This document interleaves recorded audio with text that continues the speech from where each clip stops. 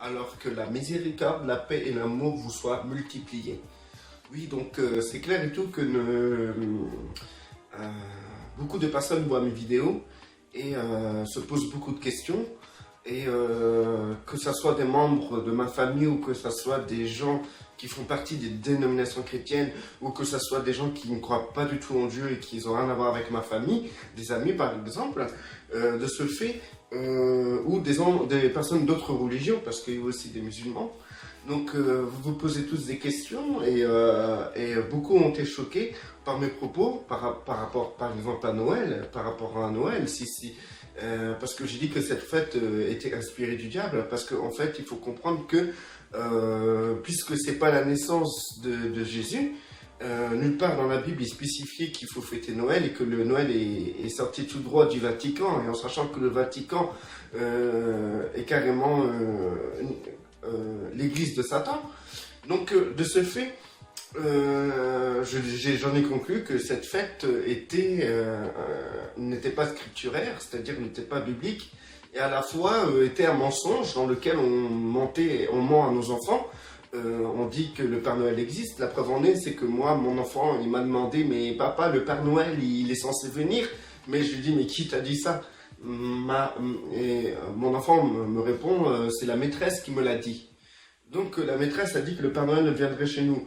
Et du coup, c'est quoi? C'est une institutrice qui ment à des enfants. Pour moi, c'est mentir. Et mentir, ça n'a rien de bien. Vous pensez tout que vous faites plaisir à vos enfants parce que vous leur mentez en plein nez et vous dites que c'est pour la magie de Noël. Dans ce cas-là, moi je tiens à vous dire que vous êtes insensé et vous vous trompez totalement dans votre manière d'éduquer vos enfants. Il ne faut pas mentir à vos enfants. Si vous mentez déjà à vos enfants, maintenant, qu'est-ce que ça sera plus tard? Vous, parents dignes que vous devez être, vous ne devez pas mentir à vos enfants, c'est pas possible. Cette fête est inspirée du diable pour que les enfants soient trompés. Qui est le trompeur? Vous savez, vous qui êtes non-croyant, dans la Bible, celui qui trompe, c'est le diable. Et celui qui est de la vérité, c'est Jésus, c'est Yeshua. Donc on ne peut pas prendre une fête qui est une tromperie, un mensonge, pour fêter la naissance de celui qui est la vérité. Il faut réagir, il faut comprendre les choses. Vous comprenez pas pourquoi je donne ma vie à Dieu pour annoncer sa parole et je suis un instrument de Dieu pour qu'il puisse m'utiliser et manifester sa gloire parmi les gens. Et ça c'est normal, hein, parce qu'en fait aujourd'hui dans le monde, nous avons une conception des choses qui est carrément erronée. Tout votre richesse et votre fierté est basée sur du périssable.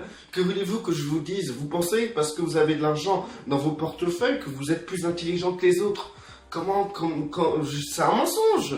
Vous pensez parce que vous avez une maison que vous êtes bien, que vous avez réussi votre vie, parce que vous avez construit une maison, que vous avez une belle voiture, que vous avez un beau travail, vous avez réussi votre vie. Mais maintenant, si votre souffle quitte votre corps, qui pourra vous sauver? Qui pourra vous sauver? Votre maison, votre voiture, vos billets dans vos portefeuilles.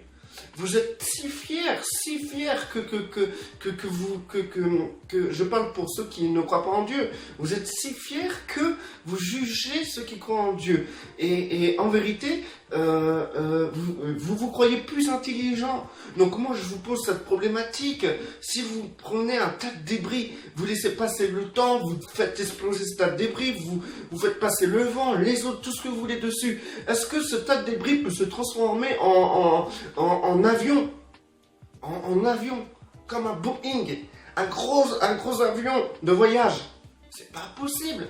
Il faut une intelligence pour structurer ce qui est l'avion. Il faut une forme d'intelligence développée. Il faut des calculs, pour construire un avion, il faut combien d'usines pour construire les pièces de l'avion. Ensuite, pour monter les pièces, tout ça, il faut des ingénieurs, il faut des tas et des tas de gens pour pouvoir construire un seul avion. Croyez-vous croyez-vous que c'est un pur hasard qui a créé la Terre, le Soleil, l'espace, la galaxie? C'est pas possible. C'est encore plus perfectionné qu'un avion. Alors donc s'il faut toute une intelligence, tout plein de personnes ayant des diplômes pour construire un avion, combien plus forte raison il faut une intelligence pour bâtir c'est la galaxie, le soleil, la Terre, les autres planètes autour, comme une horloge. Même la montre qui est si bien organisée. On voit à l'intérieur tout un processus de matériaux qui amène finalement à faire bouger 3 aiguilles. 3 aiguilles. Mais dedans, il y a toute une grosse technologie. Il y a eu des penseurs, il y a eu des savants qui étaient derrière tout ça pour construire cette montre. Donc à plus forte raison, combien il faut une intelligence pour créer cette horloge qui est la galaxie. Vous comprenez? Attendez, sur Terre, il suffit que la Terre bouge un tout petit peu pour que toute vie disparaisse. Et tout ce qui est autour de la Terre fait en sorte que la Terre reste à l'endroit où il doit rester. Et tout en tournant autour d'une boule de feu. Vous croyez que c'est le hasard? Et vous qui m'écoutez, qui demande de la réflexion pour comprendre ce que je dis, qui amène à me voir, je suis là, coucou, mais je ne suis pas avec vous. J'ai parlé il y a quelques instants derrière une caméra. Vous me voyez, coucou. Dans ce cas-là, qu'est-ce qu'il faut? C'est le hasard qui peut créer des trucs comme ça? Ou c'est une forme d'intelligence? Cette intelligence qui a créé cette création, ce monde, c'est notre créateur. Et moi je crois en ce créateur, et s'il a créé toute chose, c'est qu'il est vivant et il est présent. Maintenant passons à autre chose par rapport aux dénominations chrétiennes. Alors on traite de loup, et je fais partie soi-disant d'une secte parce que je critique des dénominations chrétiennes. Écoutez, c'est simple, Dieu est un Dieu d'ordre, on est d'accord, mais Dieu n'est pas divisé. Dieu n'est pas divisé. On ne peut pas faire partie d'une dénomination chrétienne en disant qu'on est unis avec tout le corps du Christ. C'est pas possible. Parce que vos doctrines vous contredisent. Parce que vous pensez pas pareil. Vous faites pas vos cultes avec eux. Vous êtes différents. Je vous amène même une problématique. Dans une ville, il y a plusieurs églises. Est-ce que vous vous connaissez les unes les autres? Ok. Vous faites de temps en temps des séminaires, mais vous faites des séminaires hypocrites. Parce que dans vos séminaires hypocrites, vous ne parlez pas de choses qui dérangent. Dans ces cas-là, tout se passe bien. Au lieu de faire des séminaires pour trouver une entente dans laquelle on peut se réunir sous une seule tête, qui est la tête qui est Yeshua. Et non sous une fédération où il y a tout un système pyramidal, dans lequel c'est les hommes qui prennent des décisions. Et non, le Saint-Esprit. Vous dites que vous êtes baptiste, et d'autres ils disent qu'ils sont pentecôtistes. Vous avez une vision de Dieu qui est différente que celle des baptistes ont une vision de Dieu qui est différente que celle des pentecôtistes, et les pentecôtistes ont une vision différente de Dieu qui est celle des adventistes. Donc c'est-à-dire, il y a combien de dieux dans votre affaire? Il y en a beaucoup. S'il n'y en a qu'un seul, pourquoi vous êtes divisés? Donc je ne peux pas me taire et dire ok, vous avez raison, continuez. Non, je continuerai à crier, je continuerai à vous embêter s'il le faut. Parce que c'est la vérité, ce que je vous annonce.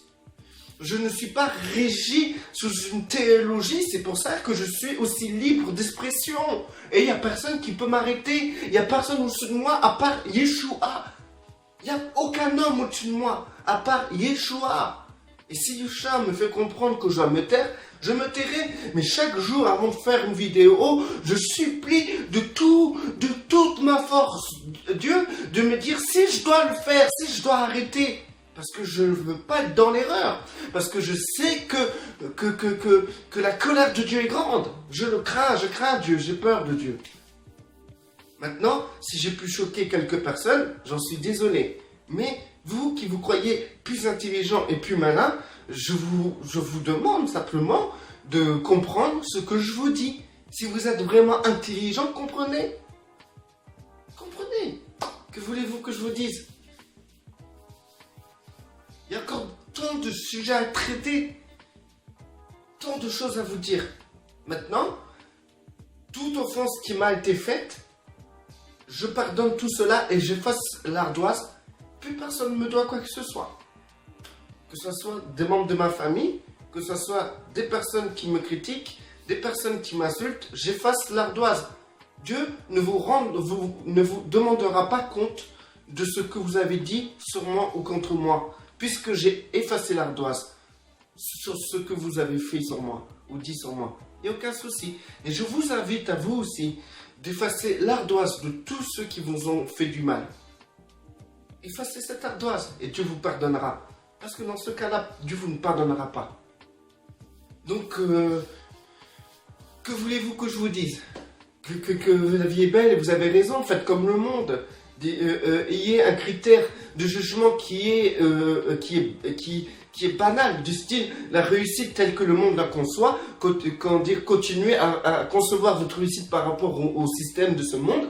Et vous avez raison. Non, je vous dis simplement, si vous êtes enfant de Dieu, chrétien, si vous concevez votre réussite par rapport au système du monde, c'est que vous êtes du diable. Vous avez pour père le diable. Qu'il en soit ainsi, pas autrement. Je ne peux pas vous dire autre chose que ça. Que voulez-vous que je vous dise? Voilà. Que la paix soit sur vous, que celui qui est béni reste béni, que celui qui n'est pas béni soit béni, au puissant de notre Seigneur Yeshua pour la gloire du Père, celui qui a créé tout l'univers à travers son Fils bien-aimé.